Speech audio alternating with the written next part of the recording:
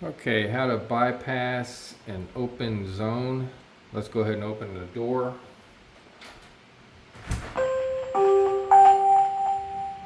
Front door.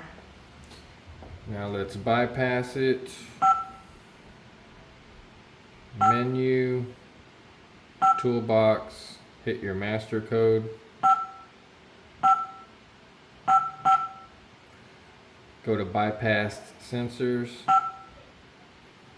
Choose the sensor you want to bypass. We're going to do the front door.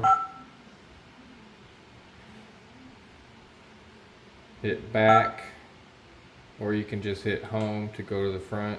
Now it's green because the door is closed, and now you can arm the system if you want to.